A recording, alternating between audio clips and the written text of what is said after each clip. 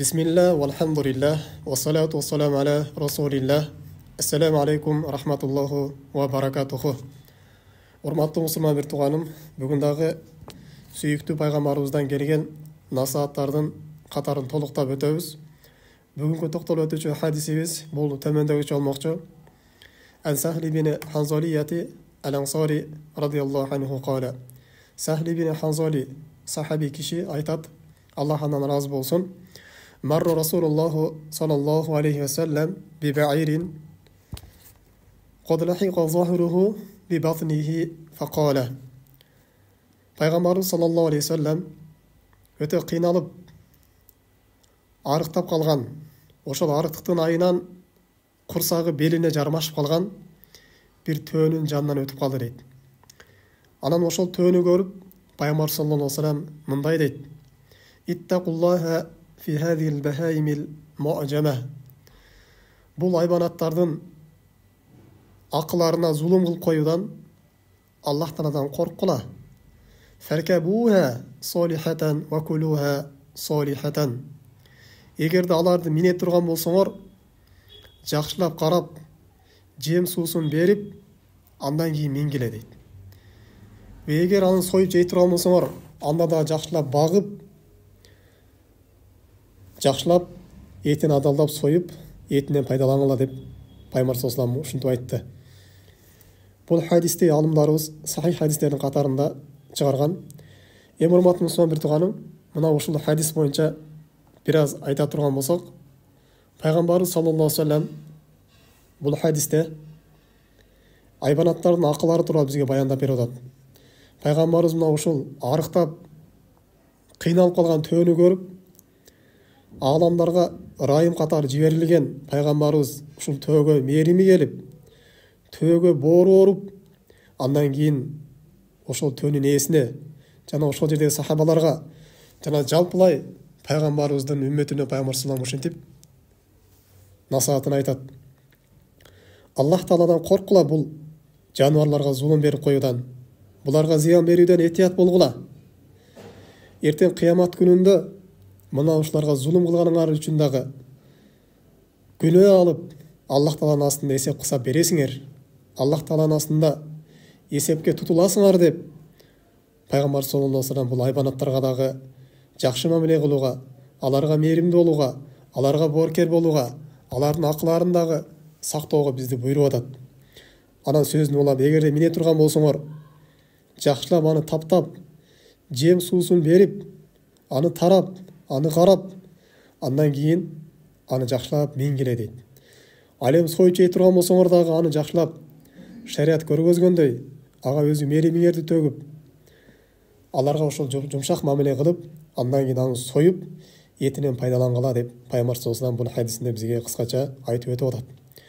Эми урматтуу мусулман бир тууганым, Аллах Таала бул адамзатты жаратып, адамзатын башка айбанаттарга салыштырмалуу өзгөчөлөп койгон.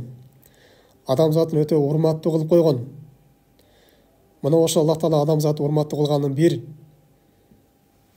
көрүнүштөрүнөн бул Аллах Таала аларга баардык айбанаттарды моюнсундуруп койгон. Баардык айбанаттарды адам баласына баш ийдирип койгон. Адам баласы бул айбанаттардын түрлүү пайдаларды алат. Алардын кээ бирлерин жүнүнөн өзүнө кийим токуй турган болсо, алардын терисинен бут кийим токуй турган болсо, жана ошондой эле анын жүндөрүнөн өздөрүнө чатыр кура турган болсо, боз үй салып пайдалана турган болсо, ал эми кээ бирлерин анын этин жейт, анын сүтүн ичет. Ал эми кээ бирлерин болсо аны минет, аны менен сапарга чыгат, өзүнүн оор жүктөрүн ошого артып, башка жака ушундай көчөт. Жана ошондой Аллах Таала бул жаныбарларды бизге ушундай дагы башка бир пайдалар үчүн Аллах Таала бизге бул жаныбарларды моюнсундуруп койгон. Эми урматтуу мусулман бир тууганым, бул жаныбарларга дагы көргөзүлүүчү шарияттагы өзүнүн акылары бар, өзүнүн милдеттери бар. Биз мына ушул Аллах Таала буйругандай, Аллах Таала бизге кандай көргөзгөндөй буларга биз мамиле кылышыбыз керек. Анткени Аллах Таала бул адам баласын айбанаттардан айырмалап, аларга ошол шариятты түшүрүп берген. Шариятта аларга бир нече милдеттемелерди жүктөгөн, тапшырмаларды берген. эгер мына ушул нерсеге адам баласы моюнсуна турган болсо, аны аткара турган болсо, албетте эртең кыямат күнүндө Аллах Таала мунун сообун берет. Ал эми адам баласы ошол айбанаттардан өзүн айырмалап билбей, Аллах Тааланын буйруктарына моюнсунбай турган болсо, аны аткарбай турган болсо, эртең кыямат күнүндө бул нерсени эсеп кысабын берет. Аллах Тааланын астында бир азапка тартылып калышы мүмкүн. Мына ошол адептердин кээ бирлерин айта келе турган болсок, албетте бул айбанаттар Пайгамбар саллаллаху алейхи ва саллям айтат: "Ла гуфира лакум ма таатуна илал бахайми, ла гуфира лакум катиран." Эгерде силерге ошол айбанаттарга берген зыяныңарга, айбанаттарга көргөзгөн зулумуңарга күнөөлөр жазылбай турган болгондо эле, анда силерге аябай көп күнөөлөр жазылбай калмак деп атат. Пайгамбар саллаллаху мындан айтып атат: "Демек ошол айбанаттарга силер зыян беришиңер менен дагы, аларга зулум кылышыңар менен дагы силер күнөө аласыңар. Андан сак болгула" деп Пайгамбар саллаллаху бул айбанаттар тууралуу бизге насихаттарды берип атат. Албетте урматтуу мусулман бир тууганым, бул айбанаттардын биздин үстүбүздө акылары барбы? Ооба, акылары бар. Буга далил Пайгамбар саллаллаху алейхи ва саллям баяндап айтат: "Ма мин инсанин qatala usfuran fama fawqaha bighayri haqqiha illa sa'alahu Allah azza wa jalla anha." Кайсы бир инсан бир чымчыкты же чымчыктан чоңураак жаныбарды эч бир акысы жок эле өлтүрүп кое турган болсо дейт, Аллах Таала кыямат күнүндө мына ошол нерсе жөнүндө сурайт дейт. Башка бир риваяттарда ошол чымчык келип Аллах Тааланын астында жанагы адамдан өзүнүн акысын талап кылат дейт. Алла, тиги дүйнөдө могул пендең мени жөн эле өлтүрүп койду эле. Мына ошол мени неге өлтүрдү экен, ошону сурап берчи. Мына ошол мени өлтүргөн акымды алып берчи деп ошол чымчыктагы не өзүнүн акысын талап кылып келет дейт. Сахабалар таң калып: "Я Расулалла, ва ма хаккуга?" Аллах не айтса андай боло турган болсо, бул чымчыктын акысы эмне деп сураган кезде Пайгамбар саллаллаху алейхи ва саллям: "Язбахуха фаякулуха." О чымчыктын акысы аны союп, мууздап, андан этин жеш дейт дейт. "Вала яктау расаха ярму биха." Жана аны эч эле максатсыз өлтүрүп, башын жулуп, көчөгө кыргытып кетип калыштык эмес дейт. Демек урматтуу мусулман бир тууганым, бул айбанаттардын дагы биздин үстүбүздө акылары, адептери бар экен. Мына ошол адептердин кээ бирлерине гана токтолуп өтө турган болсок, биринчи адеп бул айбанаттардын акыларынан аларды азаптабаштык, аларга зыян бербештик. Эч бир максатсыз эле аларга тамагын бербей, суусун бербей, жемин бербей, аларга зыян берип, бир жерге камап койбоштук. Же бир жерге байлап койбоштук. Эгерде бир жерге камай турган болсо, зарыл болуп турган болсо, ага тамагын берип карап туруштук. Анткени Пайгамбар саллаллаху алейхи ва саллям хадисине киргенде Пайгамбар саллаллаху алейхи ва саллям айтат: "Уздибат мар'атун фи хирратин." Бир аял бир мышык себептүү тозокко кирип кетти дейт. Сажанат хатта матат. Ал мышык өлүп калганга чейин камап койгон дейт. Бадахалат фиха нар. Мына ушул себептен аял тозокко кирип кетти дейт. Ал мышыкка камап койгондон ага тамак да берген эмес, суу дагы берген эмес дейт. Ачкалыктын айынан ушул мышык өлгөн дейт. Же аны кой берип жиберген эмес дейт. Өзүнүн тамагын таап жейт эле ошол мышык дейт.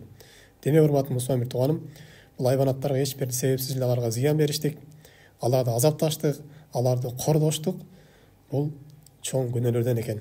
Эртең кыямат күнүндө мына ушул нерсеге инсан жооп берип, азабы тартып калышы мүмкүн экен. Экинчи дагы адептерден бул айбанаттардын башына урбаштык же башына белги баспаштык. Жанагы ээлди ошол басына баспаш керек. Башка мүчөлөрүнө басыш керек.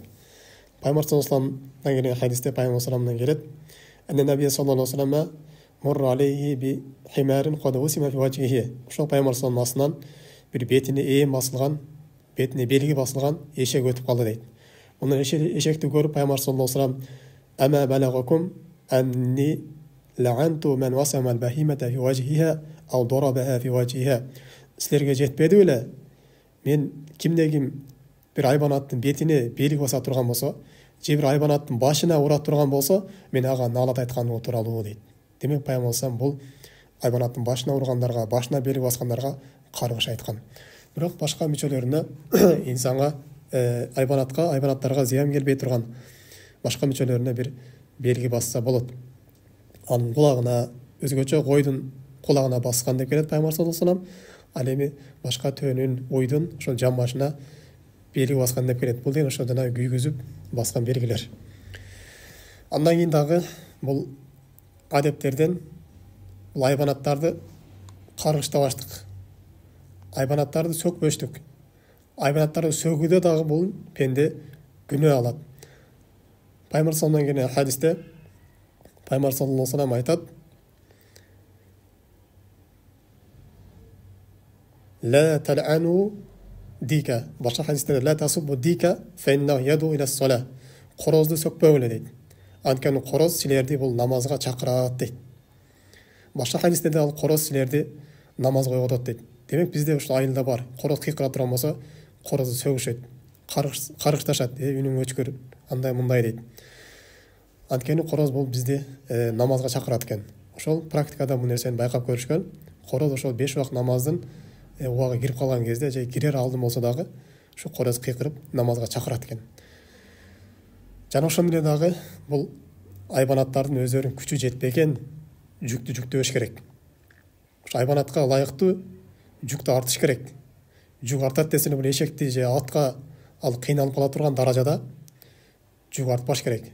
Бул нерседен пайгамбар саллаллаху алейхи ва саллям не кайтарган. Жана ошондой эле дагы кийин айбанаттарды ошол алардын баласынан айырбаштык. Эгер ошол баласы эме турган болсо, энесине муктаж боло турган болсо, ошол торпогу менен энесин бөлүп койбош керек. Мейли ал ат болсун, жылкы болсун, төө болсун, уй болсун, кой болсун, анын баласын ажыратып, энесин өзүнчө, баласын өзүнчө не сатып берген болбойт. Ошол баласы сатып берген жерде жанагы жибергенде уй мөөрөп кыйкыра турган болсо, мына ушул учурларда дагы не болбойт. Андан кийинкиси бул аттын үстүндө же эшектин үстүндө эч бир максатсыз эле ал нерседе эгарларга отура албаштык, элиге отурбаштык. Анткени Пайгамбар саллаллаху алейхи ва саллям iyyakum an tattakhidhu dawabakum manabir. Силер аттардын үстүн минбар кылып алуудан этият болгула, сактангыла дейт. Албетте Аллах Таала силерге бул жануарды жаратып берген, силердин бир өлкөдөн экинчи өлкөгө жетип алыштык үчүн. Деп Пайгамбар саллаллаху алейхи ва саллям демек бул эки атчан ошол жолдо жолугуп кала турган болсо, эч бир максатсыз ошол аттын үстүнө туруп алып соода кылыштыгы же жөн эле сүйлөшүп туруштугу бул шариятыбызда кайтарган. Эгерде сүйлөшө турган болсо, бир узак убакытка туруп калуу зарыл боло турган болсо, анда аттан түшүп сүйлөшүп турушу керек. Же аттан түшүп соода кылышы керек. Дагы андан кийинки дагы адептерден бул айбанаттарга мээрим кылыштык. Аларга боорукер болуш керек. Пайгамбар салам айтат: "Вашаяту ин рахимтаха ирхамукаллах." Эгерде койго сен мээримдүү боло турган болсоң, Аллах Таала эртең кыямат күнүндө сага өз мээримин төгөт деп айтат. Жана ошондой эле кийинки адептерден бул аларды сойгон кезде алар жакшылап бычакты курчутуп келип, андан кийин союштук. Же болбосо ошол жаныбардын көзүнчө бул бычакты курчутпаштык. Бул нерседен дагы Пайгамбар саллаллаху алейхи ва саллям кайтарган.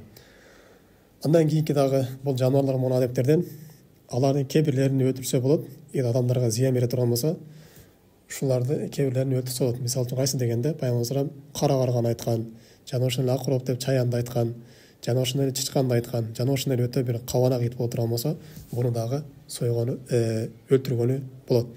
Андан кийинки дагы бул айбанаттарды эч бир максатсыз эле уруштуруп, жарыштырып ойнобоштук. Мисалы үчүн кандай тоок уруштук, же койлорду сүзүштүрүп ойноштук, же жанагындай өзгөчө мына Испания жеринде жанагы буканы ойноп аягын ошол бир сай өлтүрүп коет.